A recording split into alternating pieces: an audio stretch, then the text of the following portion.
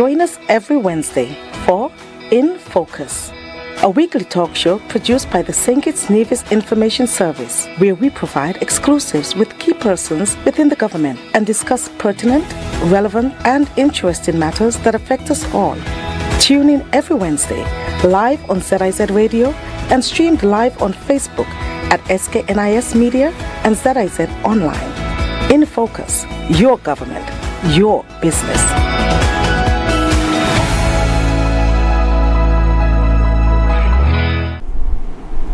I'm Ian Richards, welcoming you to InFocus, a weekly program that takes a closer look at what's happening within and across the government of St. Kitts and Nevis. When you hear the letters UNESCO, UNESCO, it's easy to think of a big fancy building that's occupied by the United Nations Education and Cultural and Scientific Organization. But if you look around St. Kitts and Nevis, you'll find that UNESCO's footprints is everywhere, from the towering historic stones of Brimstone Hill to the pristine ridges of our Central Forestry Reserve, and even in the preservation of our rich folklore history and string band music. UNESCO isn't just about labels, ladies and gentlemen, it's a shield that protects our history, a global stage that elevates our culture, and a toolkit that is helping us to build a sustainable future. Joining us today to discuss more about UNESCO's support for St. Kitts and Nevis is Eric Falt, the Director of the UNESCO Regional Office to the Caribbean, Dr. Paul Hector, Advisor on Information and Communication at the UNESCO Regional Office, and also Her Excellency Nerys Dockery, Secretary General of the St. Kitts and Nevis UNESCO National Commission. Stay with us for this edition of InFocus. Thanks for staying with us, and allow me now to welcome back to InFocus for a while. It's been a while that Ms. Dockery, you've been with us. Welcome. Thank you. Pleasure to be here. You have two guests with you. We have Yes, I do. Mr. Falt, who is of course the UNESCO Regional Office, as I would have, the Director there, as I would have established in the opening, and Mr. Hector, you're from St. Kitts and Nevis. Yes, I am. So welcome to all of you to our program. Thank you very much. Let's start with you, Mr. Falt. Tell us a bit about yourself and your relationship at UNESCO, because of course you are the Regional Director now for the Caribbean, but tell us a bit about who you are. Well, I guess I'm a bit of a veteran of UN affairs because I've served with the United Nations in 10 different countries for the last 35 years. Long time, but more recently as Regional Director for the Caribbean with UNESCO. I've been with UNESCO for some 15 years, and one of my previous positions was Assistant Director General for External Affairs. But I'm very happy to be back here and try to make a contribution in the fields of reference for UNESCO, which are, as you know, education, culture, the sciences, and of course communication and information.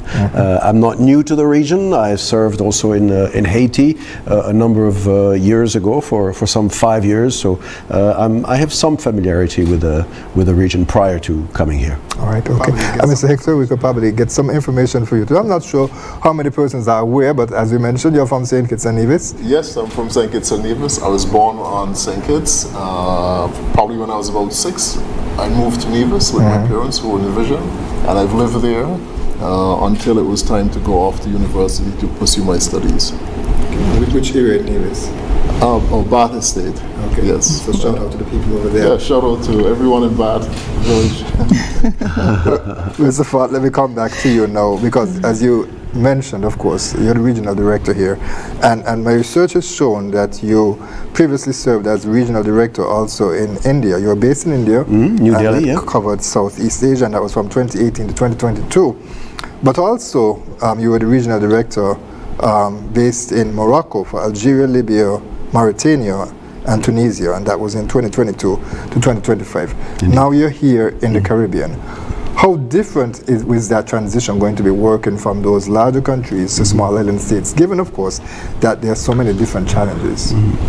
Well, I think the challenges are the same worldwide. I mean, we're here this week discussing a lot media and information literacy, and the challenges that you encounter around the world are also true in the region. But there are, of course, specifics in terms of the small island developing states, and so you have to adjust everywhere you go and try to, first and foremost, I would say, listen and understand what the governments and the people of the region aspire to the most. I think, for instance, the issue of climate change has impacted a lot the region, and we're trying to see in our areas of competence again how we can be useful. But we always try to respond to the needs. We're not here to impose any agenda. We're there to adapt, again, within the mandate of UNESCO, to the wishes of the governments and the people. That's a very important notion to underline. So in that sense, it's always very different whether you are in New Delhi, as I was previously, or Rabat for the Maghreb region, and in this region. So the first 6 months or so, I always try to understand what is more important or different about the region, so that we can cater better to and support better the countries of the region. Mr. Dockery, let me bring you in here now. And how important is it to have Mr. Falt visit at this particular time? Well, it's indeed a pleasure and a privilege and honor to have him with us. We feel very special because we have been singled out almost as one of 2 countries that Mr. Falt, given his very busy schedule, has agreed to visit, at least in the first instance, considering that he has recently transitioned. And so we are very proud to be able to have him with us. He was specially invited by our ambassador, and I must reference that I am Ambassador Nerys Dockery, yes, but I am the Secretary General for the UNESCO, for the St. Kitts and Nevis National Commission for UNESCO, whereas we have a permanent representative to the UNESCO in the person of Ambassador Dr. David Doyle, who resides in Paris and represents us there at the UNESCO headquarters. So at this time, he came for 2 reasons, both to introduce himself to the various officials, particularly those ministries and ministers who are advancing several projects in the areas such as education, heritage and culture, sports, and gender policy. And so we would get to go into some detail in terms of the progress of those projects, as well as perhaps areas for future cooperation with UNESCO and partnership. Also, St. Kitts and Nevis is presently hosting, jointly with the regional office in Jamaica, led by, spearheaded by Mr. Hector, but led by Mr. Falt, a special workshop designed towards media information literacy and cybersecurity, aimed at seniors as well as youth stakeholders, which tend to be in the spirit of inclusion. Let me say it in a positive sense. In the spirit of inclusion, UNESCO has provided this workshop that has many sessions that delves into topics that normally are not really they don't directly address those audiences. So we've been able to single them out. We had a special session yesterday on cybersecurity for older adults, and there's one presently ongoing on media information literacy for youth stakeholders. So he's spoken at those workshops as well. Let me speak a bit about those projects in particular, because of course they're 2 very important issues that you mentioned, and of course they have interest for the government. Cybersecurity and digitalization. Of course, we would have had recently, we would have seen the launch of the digital identification card systems, the stakeholder consultations taking place. So it's right in line with what the government is trying to achieve. And Mr. Hector, I suppose I should bring you in there. Talk to us a bit about what this project is all about, the MIL project. Yes. Well, I think, as you know, today we live in a world where digitalization is really part and parcel of life. We've seen, for example, how social media, it's now given citizens the capabilities that once only national broadcasters had. So we're now able to engage in one-to-many communications. And with that, we see lots of different types of information. Some persons sometimes we don't even know who they are. You know, there's that famous saying, online you don't know if the person is a dog, you know, who's, right? So I think in this context, it becomes very, very important for us to empower citizens with the ability to discern what is fact, what is fiction, to ask questions like, where is this message coming from? Who is sending it? What is their intent? What is their purpose? And again, this whole issue of information integrity becomes so important because based on the information that we have, that is the basis very often for the actions that we take. So it's really, really essential to know that, to ask those types of questions. To make, Yeah, now that MIL project is a part of a larger project called the SIM Caribbean. Yes. Explain to us what that project is about. And that's for anyone, of course. Paul. Okay, so again, as we see, this whole region, we are again experiencing the digital revolution. We're seeing things like artificial intelligence coming in. So what it means then, if our region is to really effectively participate, we need to be able to shape what's going on. So we need to have the necessary skills, the capacities, and of course that is part of what we're doing. Of course, we also need to have the necessary policies. But policies by themselves don't really make change. We need to also have persons who are aware, engaged, who can also give their own specific take on how these issues relate to us from a cultural perspective, economic perspective, identity, all these other aspects, so that it's something that really belongs to us. And it's really important, although if we're not engaged, it means then that we will just be accepting changes which are being forced upon us. We need to be able to exercise a certain level of sovereignty, and that comes from knowing. Right, and absolutely, we would have seen recently viral videos from IShowSpeed, who is an influencer from the United States, and he did a Caribbean tour. And there was a lot of content and a lot of attention generated towards the region. Some persons questioned how impactful that they really were. Some persons wondering if that type of content really was a true reflection of what the Caribbean is and what we have to offer.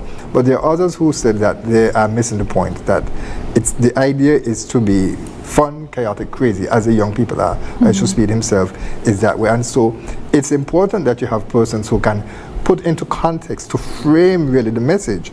And in terms of doing that, we as Caribbean people, we as persons from St. Kitts and Nevis, from Dominica, from St. Croix or wherever, we must be able to own and not let it be controlled. Basically, that's what you're saying. Right? Yes, yes. And to add to your point, we have to recall that within the Caribbean, we are 60% youths under, I think it's 21 or 35. And here in St. Kitts, I think it's even up to 65%. So these are the future, and they are the present. They are also the majority. And so when we relate and impart, we have to relate in their language, the language that they speak and what resonates with them.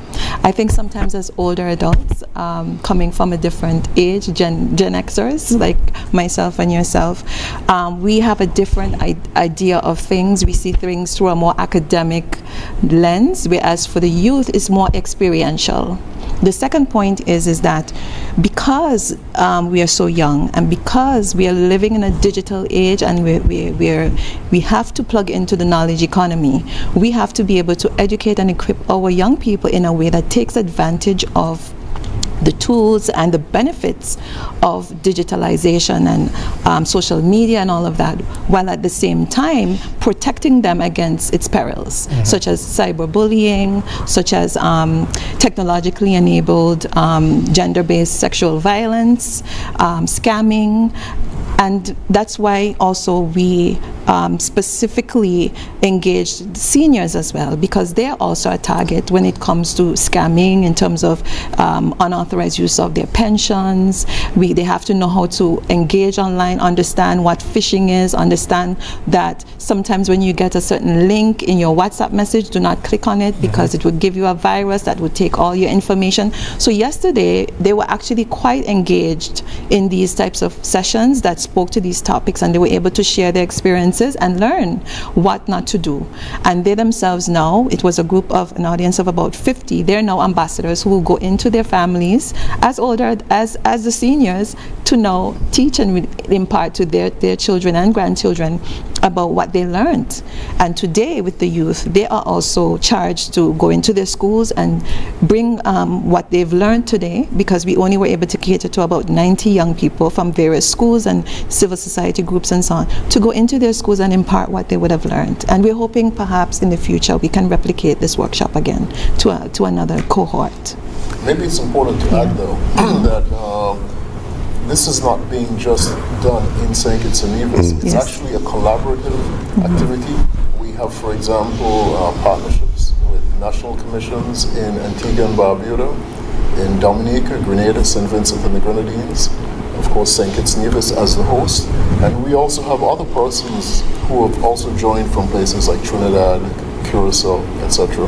So basically, as I've said, it's an issue which is important for the Caribbean, and we're really helping countries to grow together, to share experiences, to learn from each other. Yes. Right, so I want to ask a bit about the media and information literacy. The term itself, of course, now it was coined back in UNESCO, by 2007. How has the definition evolved, given that technology is changed so rapidly, and now we are dealing with issues such as AI, deep fakes, as you mentioned about the dog, we don't know who's there, and also the instant social media sharing. Okay. Well, again, as I think at the base of it, one of the things that MIL emphasizes is the need for continuous learning, continuous adaptation. So AI has been around for a long time. In fact, since the 1950s. It's only within perhaps the last 3 years that it's really entered the public imagination and understanding. It's moved from the realm of specialists and academics to the public space.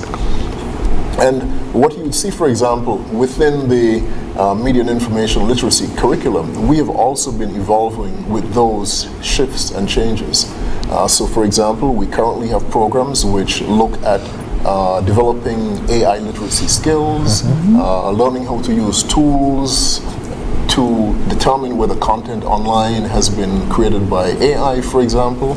We are also recognizing the role, influence of, you talk about ISO speed, the role of social media and social influencers. So we've actually developed curricular content and also programs targeting those groups to help them to recognize the power that they have and the potential for doing a lot of good, but also doing harm. So again, introducing them to the ethical aspects and helping them to really take into hand that responsibility and to use it for sustainable development and for good. Mr. Falt, let me bring you in here now, because of course, as we mentioned, the workshop took place a few weeks ago and you addressed the group. Why was it important for you to address the group, and what were some of the messages that you conveyed to them? Well, the messages are different whether if you address older persons and young persons. So we try to tailor the messages and what is important to each group. For older persons, as we know, all over the world, it's not just in the Caribbean, are often the victims of scams. So we need to explain to them, quite in detail, but in practical terms, how to avoid being prey to fraudulent activity. So that's more the angle that we chose with older persons. For young people, we have focused more on the misinformation and AI, the deep fakes that have been alluded to, because that's what they can be the victims of. So one of the key messages that we had for them, that I had for them, is verify before you click and transmit. It's very important, because very quickly young people tend to see an information on their telephone and then to share it with maybe 10 or 20 others. That's how sometimes a lot of damage is done. That's how a lot of mistrust distrust for governments, for instance, spreads, and we're really trying to educate them about what to do and not to do. Education, of course, in general is a very big aspect of the UNESCO mandate, and aside from issues related to communication and information, for the 3 days of our visit, we focused a lot on this aspect. We met in particular with Minister Hanley to discuss a number of important issues in the field of education. I would like to stress perhaps one that is very important and that I'm sure many of your viewers will relate to. That is the issue of boys' education. For many years, again, around the world, we have focused extensively all of our efforts on girls' education. And there was obviously a need to. 50 years ago, this was an issue. Today, we've reached a stage where girls and boys in school are more or less at the same level, and in many cases, the girls are more numerous and more advanced. So we have reached a stage, especially in the Caribbean, where we need to pay more attention to boys' education. You know, earlier I was telling you that we try to listen to what people tell us and governments tell us is important. That is one of the issues that has come up in a major way. All over the Caribbean, we see the school dropout from the boys. We see that it's having a major impact on underperformance and disengagement from education. This is a very big problem because then it leads to other societal ills. We know that the violence in various societies stems in part, well, almost exclusively from boys most of the time, and stems from the fact that they're not educated, have given up on school, and sometimes are not able to find employment. So this issue of boys' education is very important. So that's the first and foremost issue that we discussed this week with the Minister of Education, and I invited him to join us later this year in Jamaica for a major regional Caribbean conference which will take place focusing only on this issue. It is actually the first time that UNESCO is bringing to the fore worldwide this particular issue, and we hope that it will derive in a lot of reflection globally, regionally, and of course at the level of St. Kitts and Nevis, and then we can all agree on look at best practices, you know, what is being done in various countries to counter the lack of performance of boys in the field of education, and perhaps establish a Caribbean framework so that we can get out of what is increasingly looking like a societal rut. Yes, Right. yes. Can I add to that? Just to mention specifically that on the issue of boys and in education, that with the assistance of UNESCO and funding, major funding over the last 3 years, I believe, we have just finalized the national gender policy with the Ministry of Gender Affairs and Social Protection. And so that is a major win for us. It will soon be tabled into Cabinet and in Parliament. And it addresses specifically those gaps that he mentioned in terms of boys, to the point where with some of the unused funds we are hosting for International Boys Day jointly with the ministry, just some series of engagements with primary school boys in the first one instance and secondary school boys to just hear from them about what their challenges are, what their experiences are, so that that too can also be inform the way that the ministry addresses these issues moving forward. And it also allows us to establish a database that allows the ministry to pursue evidence-based decision making better. So we're very thankful to UNESCO for that as well. I want to come back to the gender policy a bit later because that's a different and a new issue that persons may not be aware of, and so we want to give that some time. But I just want to go back. A final question about the technology aspect of Yes. it and the use of AI, because as we established, UNESCO is concerned about education, UNESCO is concerned about culture. How much of a risk does AI pose to undermining culture and education? Yeah. Well, first of all, it's important to, that's something that we try to do all the time, to say that we should embrace AI. We should not be afraid of AI. It's not something that is coming into the future. It's here now, and it has been for some time, and it's moving very, very rapidly. UNESCO has offered a number of principles. First and foremost, all member states of the organization in 2023 adopted a recommendation on the ethics of AI. So it's a series of recommendations, as the name implies, in relation to this particular topic. We have to ensure that those who construct the tools and those who use the tool do so in an ethical manner. That is one of our key considerations. And we're actually accompanying governments throughout the region to look at their state of readiness when it comes to AI. So we do reports in different countries. We have just unveiled one in Trinidad and Tobago and in Jamaica, for instance. Around the world, we have done 70 country-level readiness assessment, and that's one of the ways in which we help governments take stock of where they are in terms of AI and what they can do to better prepare themselves and their population with regards to this rather formidable tool, which can look scary to some. So again, this is a passage that we're going through. It's perhaps one of the most significant transitions we're undergoing right now because of AI when we look at the world. And we need to collectively reflect and then also have individual measures and policies. So that's one of the things that we recommend. A number of policies that are applicable or relevant to the country. We don't come in with an expert from New York or Berlin to tell people here what to do. We work with local people within a set of universally acceptable standards that UNESCO has already determined. Yes. Maybe I can also just add to that. And again, of course, these studies which Eric referred to are being implemented here. We've also been working on something called the Caribbean Artificial Intelligence Policy Roadmap, which again looks specifically at the region and looks at how to match AI and its capabilities so that it can, of course, meet the needs, the opportunities, challenges within the region. And this roadmap, it looks at 4 specific areas. The first area is culture and creativity. It is hopeless to bring any new tool if we do not take into account the culture, the receptivity to it, because this is something which is very much linked to people and the identity. The second area that it looks at, it's the area of governance and accountability. As Eric just mentioned, we are very much looking at ethics, human rights embedded into the use of these tools, so looking at how these tools are deployed, governed, ensuring that persons are accountable.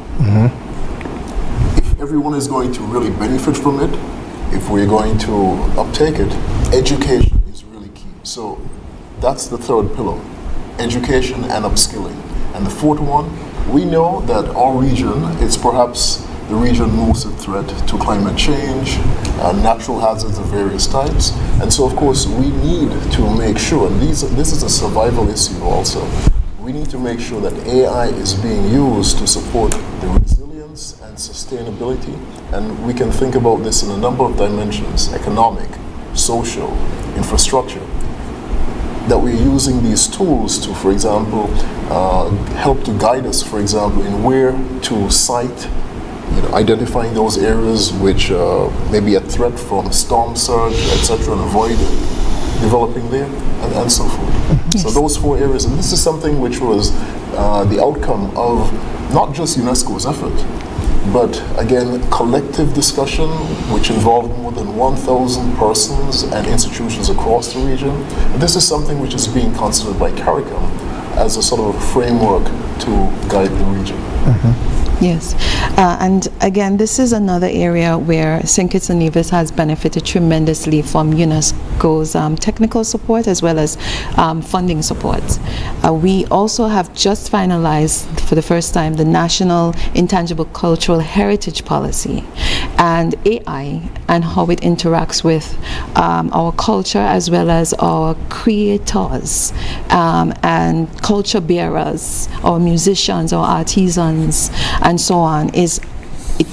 It has an entire section as to how to ameliorate that and how to regulate that. It's currently being pursued by the Ministry of Culture and the Creative Economy. We've benefited from a UNESCO consultant in the person of Nigel Encolada, and he's working along with Director Pierre Liebert in finalizing that as we speak. And so we have to, as small island developing states, embrace AI and technological advances as the fact that they are happening and that they are inevitable, right? Because it's already begun, and we don't want it to outpace us. But at the same time, we need to have a voice as well in terms of managing and regulating the pace at which it's being pursued, as well as to allow us time to absorb not just the positive effects but also the negative effects, and to establish regulatory frameworks that can deal with that. I had an interesting conversation with my son one day when we were watching a documentary by Oprah Winfrey, where she was interviewing some of the personalities that are pushing the AI agenda, such as Elon Musk and so on. And after the interview, I asked him a question. I said, well, this is the world that you're going to inherit, so you need to be prepared. He said, but Mom, I wasn't asked whether this is the future I want, a future with robots, a future that might create more joblessness for the actual human beings and create all kinds of residual social issues. He said, we weren't asked. We like the world exactly as it is. It's your generation that is pushing this agenda. And so we have to be mindful as small island states, as youthful countries, that we need to have a voice even currently in the debate, because we can't just accept it as a given. Mm-hmm. So within the UN, UNESCO, we have First Committee, where we address regulation of these types of global issues, like weaponization of space, advancements of AI, and we just have to make sure that we have a voice, right, even in managing the process as it proceeds. So, Mr. Yes. Hector, let me get I just wanted to weigh in on that point. That just to build on what Nerys was just referring to, you know, the workshops which have been held, media and information literacy. You asked the question about how is it evolving, and so again, recognizing the needs of the region, recognizing the needs of the youth, we're bringing the tools so that, of course, they can be prepared to really safely and effectively navigate these changes, and not just accept. Because again, we don't want our region to be shaped by rules which are created and established elsewhere. We want to be at the table and to be part of that process of making and shaping these rules. And so, of course, by working with the youth, giving them voices, opportunities. I talked about the 1,000 individuals and institutions that we consulted with. Youth was also a very, very important stakeholder group, which we worked with in terms of shaping and crafting this Caribbean artificial intelligence policy roadmap. So. Yeah, it's the bottom of the hour, and I wish we had more time to touch on these topics, but it's a fascinating discussion. But maybe to add one more thing in terms of what we've already achieved. Science, we've just put forward a proposal for funding with UNESCO to establish a national science policy as well. And by all indications, it will be approved. And that element is also the AI, and how we engage, how we regulate, how we govern. That space is also going to be part of that national science policy. So we've benefited in the amount of exceeding $100,000 from UNESCO towards the ICH policy, as well as we're looking at another investment of about $50,000 towards the science policy. Right. So I do want to touch on those priorities. That will be our next discussion. Yes. So I think we're going to leave it at a good point there, and then we're going to take our break and come back. Okay. Stay right there, viewers and listeners. We'll be right back with more In Focus. What if your child's journey to wealth could begin with a single step? Through Aspire, every young citizen aged 5 to 18 receives 1,000 EC dollars, half in savings, half invested in their future. Financial education for life.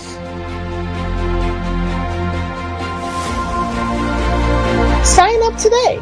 Give your child a future of financial freedom. Don't wait for wealth to knock. Create it with Aspire.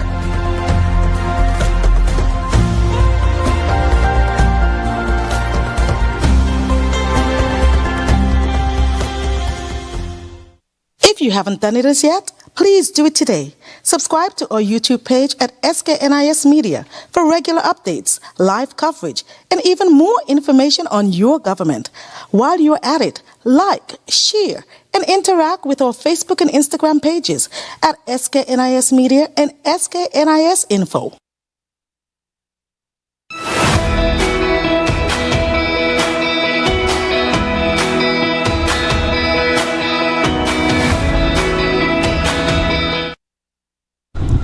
Thanks for staying with us when we continue our discussion with UNESCO officials. They are Mr. Eric Falt, who is the Director of UNESCO Regional Office in the Caribbean. He's based in Kingston, Jamaica, sir. We have Nerys Dockery, Her Excellency, who is the Secretary General of the St. Kitts and Nevis UNESCO National Commission, and also Mr. Paul Hector, who is the Advisor on Information and Communication at the Regional Office, also in Jamaica. We touched a lot on technology and science. We want to talk now a bit about culture and UNESCO, and how UNESCO really can be felt by persons on the ground. Yeah. Because it's a UN agency, but there are a lot of persons who feel that some of the international agencies, they don't really do much. They don't really get the feel of the work that are being done. So, Ms. Dockery, probably we can start with you and tell us a bit about some of the priorities that the National Commission has in terms of implementing projects here in St. Kitts and Nevis. And of course you would have touched on them. You started with a gender policy. Well, speaking to the culture and heritage elements that you just mentioned, that is an area for certain where UNESCO is certainly felt in the Federation. We have, as I said, we've just finalized the National Intangible Cultural Heritage Policy. That was about 3 years worth of consultations and effort, and it's culminated now with the finalization of that policy and it being tabled in Parliament. We also, as you know, physically are a UNESCO World Heritage country with our Brimstone Hill National Park and Fortress. We also are inscribed, we have one item inscribed on the UNESCO Memory of the World list, which is our slave register, right? That is the only item we have inscribed, and we're looking to explore more. And presently we are also engaged in a consultancy to do the deep dive to present 4 sites to UNESCO to be on their tentative list for an additional World Heritage site.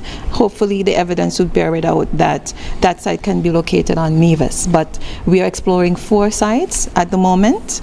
The lead consultant is our very own Dr. Cameron Gill, who, as you know, is a lead scholar and author in the area of history and heritage, and he would have recently even returned from London, where he has been doing some deep research in the various libraries there and museums there as well.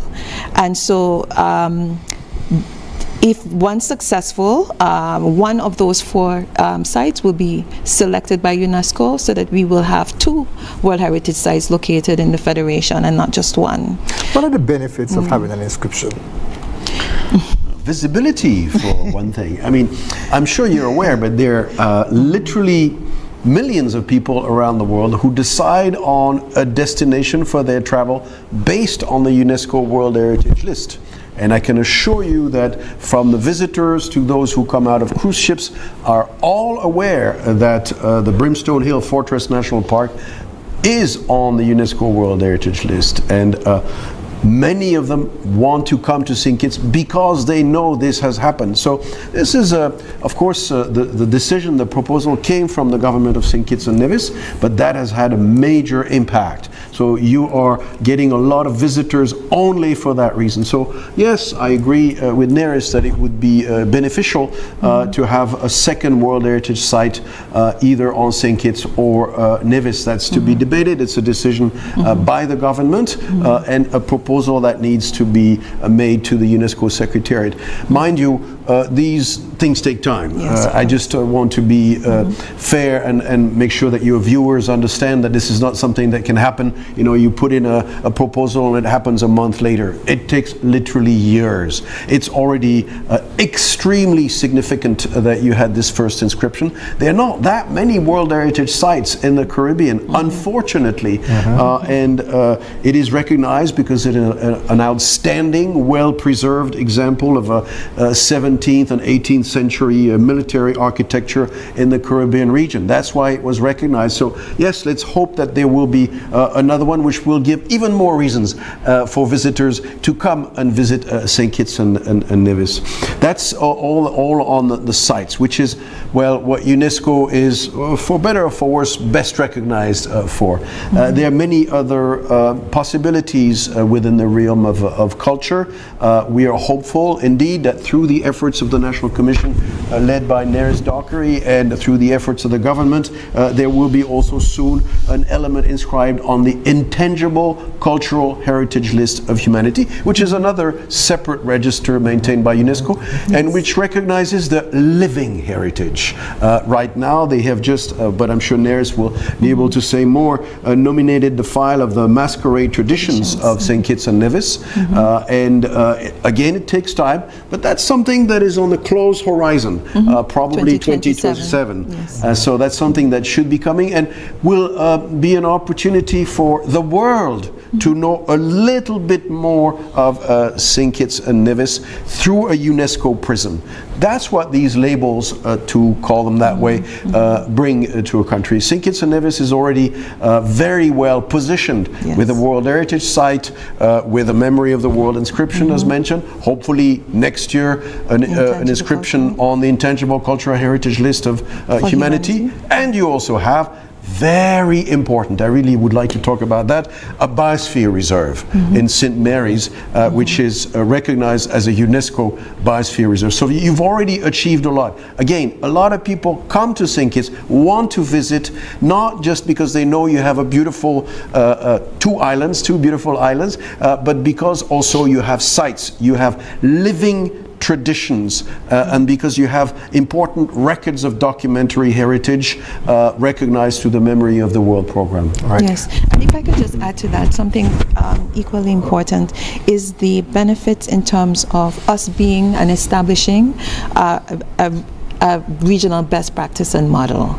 But before you get there, because you mentioned additional site possibly being considered. Do you want to mention what that site is? Oh, the four sites, the four cases. For World Heritage. Yes, the four sites are the Bath Hotel and Hot Springs. That's in Nevis. In Nevis, that's the one for Nevis. And then we have Charles Fort as an extension of the Brimstone Hill as another military. And we also have the Bloody Point, Bloody River, and Petroglyphs Corollary, because it also speaks to a genocide that took place of our indigenous peoples, and it was one of the first, I guess, massacres that would have taken place. So in honor of that heritage, we've put that forward. And the third is the Kayon Cotton Ginnery.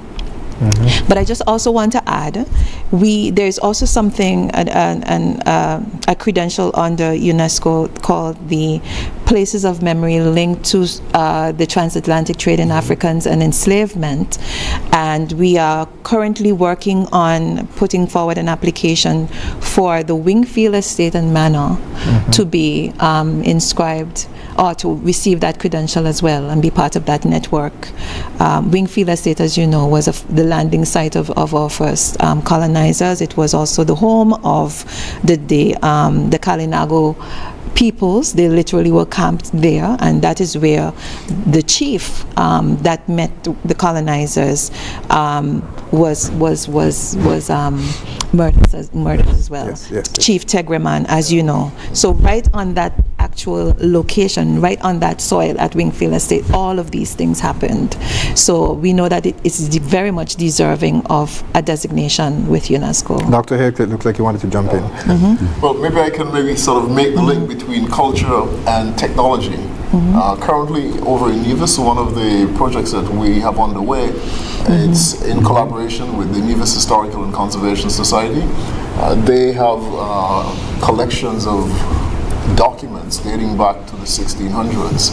Many of these documents are fragile and becoming at risk of mold, damage, etc. It's really important that we examine these records. It gives us a lot of context. As you know, we talk about the roots of enslaved persons. Having the documents which give us the names of the persons who actually were there, that adds a very tangible, it adds another very important layer to the monuments, the sites. What we're doing is we are working with them, we're providing the digitization equipment so that these records can be put in electronic format, and then of course the originals can then be conserved in controlled environments where they can be kept, hopefully for posterity. It's not just about digitizing the records. We also, the project also envisages kiosk so the public can come and see what is there. We've heard stories about persons coming from overseas trying to find information about relatives who they perhaps, a grandfather who had, and coming across records and having that sort of closure, very important. We're also looking. We also know in a digital age, citizens increasingly are capturing photos, different types of memories on their smartphones.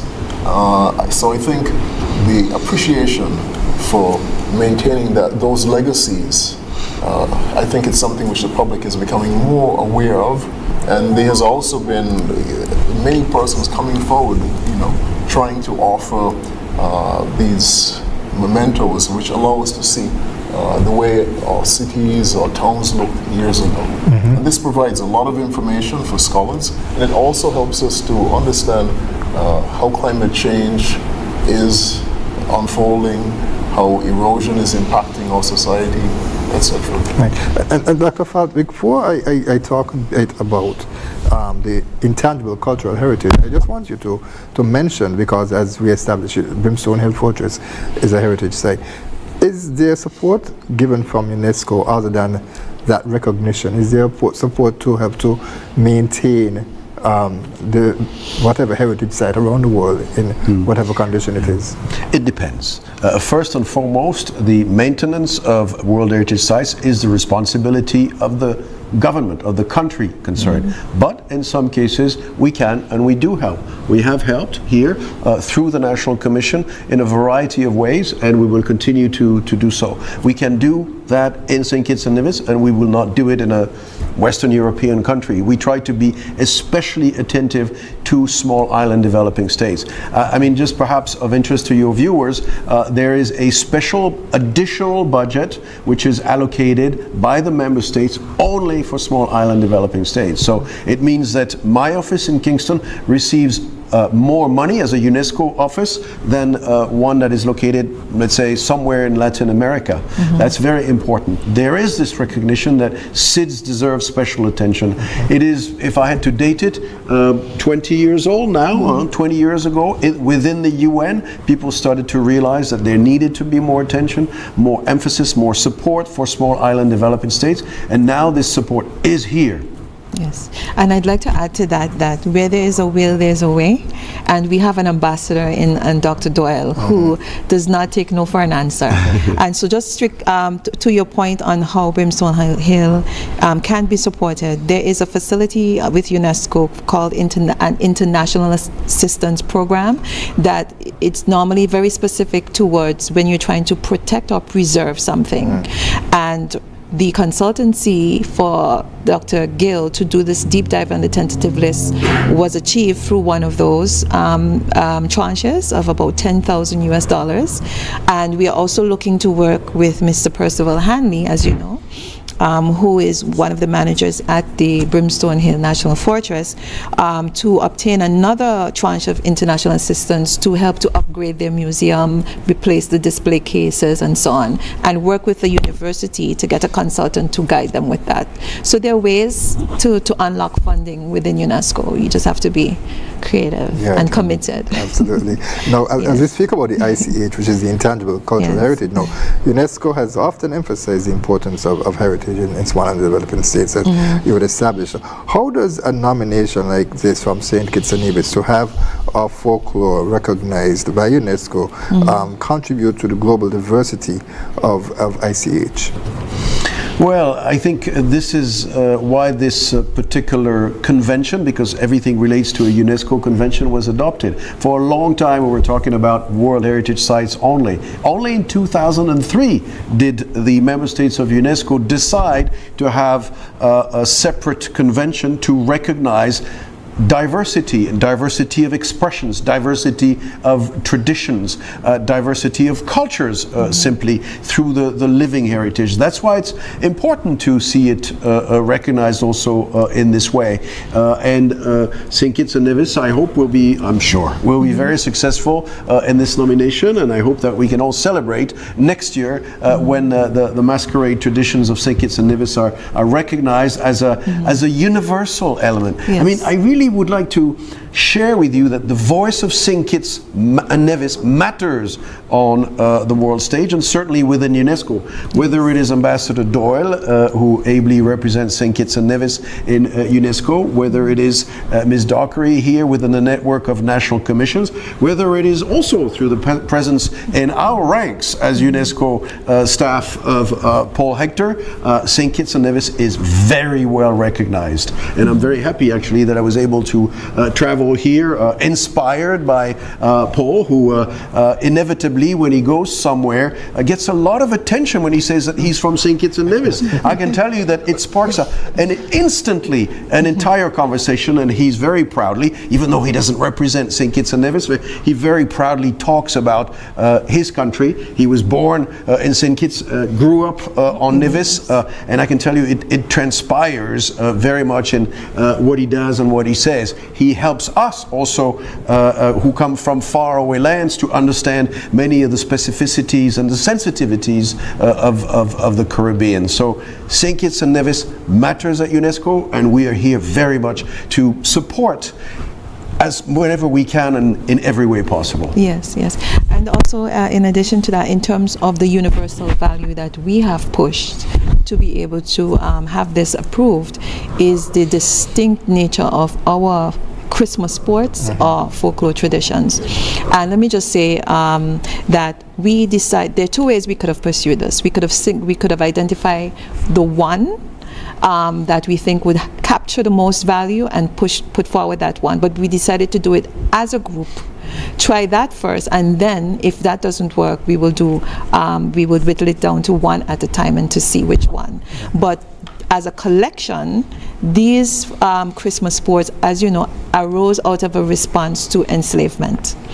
As you know, during enslavement, our people were not allowed to relax. They had about one day, which is a Sunday, where they can have some downtime. And during that time, they came up with all of these different art forms to both remember their African traditions, and secondly, to almost,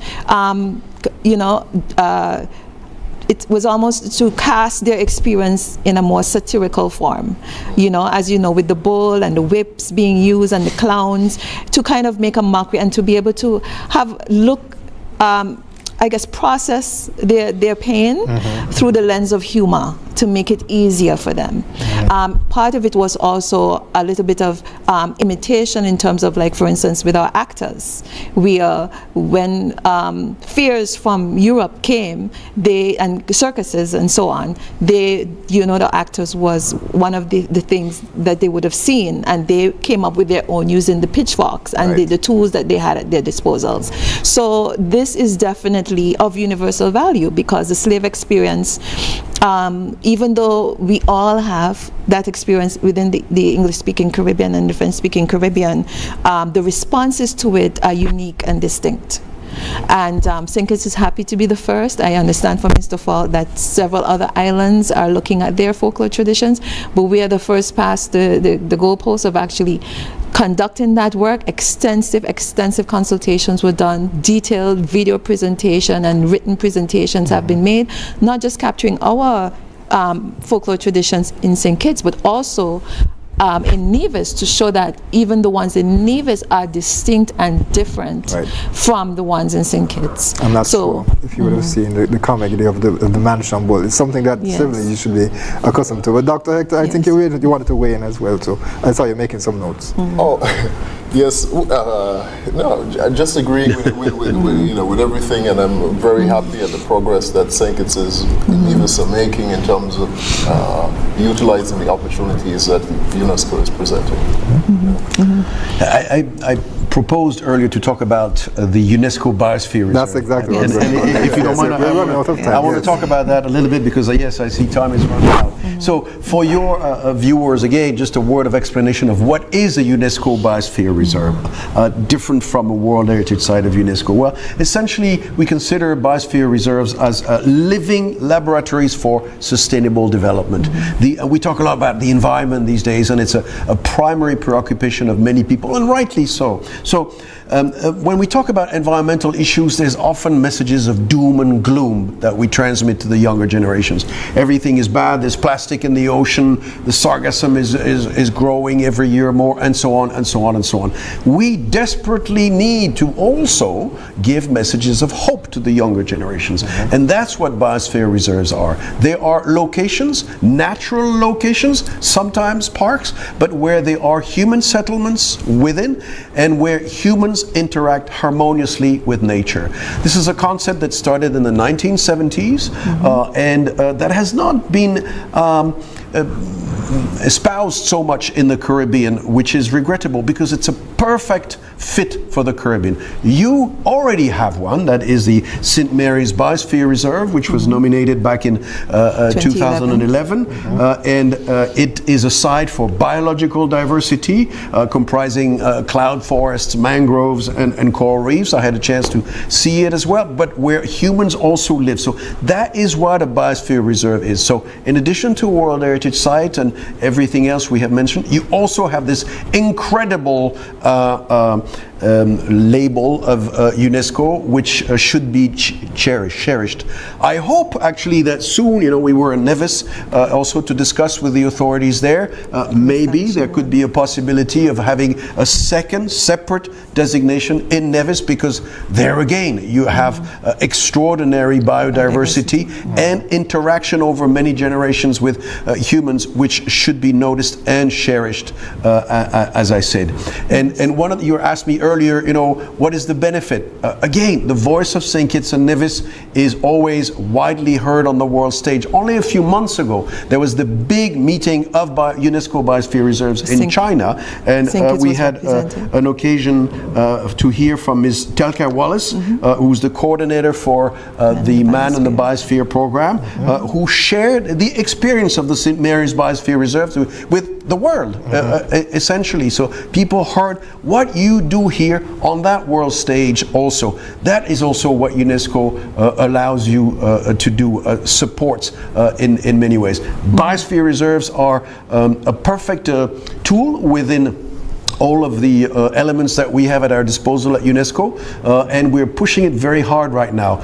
Within a couple of weeks, I'm revealing something maybe that is not yet in the public eye, but Aruba will be the third biosphere reserve designated in the Caribbean, and we're working also very closely with other countries, including St. Lucia, including Jamaica, St. Martin, and Guyana, and we were very recently in Antigua. I hope that there can be an interest also in having a biosphere reserve in Antigua. That is the way forward. That is one of the ways to protect the environment by giving a specific label while allowing development that protects the nature in a sustainable way.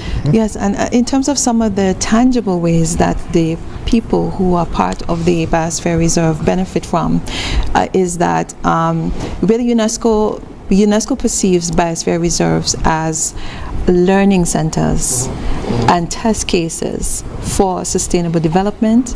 They provide logistical support for the building of sustainable livelihoods with farmers, with ecotourism, on heritage tourism, and also in terms of biodiversity conservation. The St. Mary's Biosphere Reserve is one of the areas that are unique because all of these things interact in that space between Canada Estate and Atlas. You would have heard of the sea turtles, which is an endangered species, the leatherback sea turtles and the hornbill turtles. So along Keon Beach, that's the nesting site for the sea turtles. So we're able to advocate and create some awareness around that. And then we also have the foothills, which is close to the Central Forest Reserve. And we have many farms in the areas, that's also on the agriculture belt, Keon, right. Green Valley. And so there are farmers in the area who we are able to help educate in terms of sustainable farming practices. We have a collaborative farming project at Hermitage Estate where we plan to bring that to life.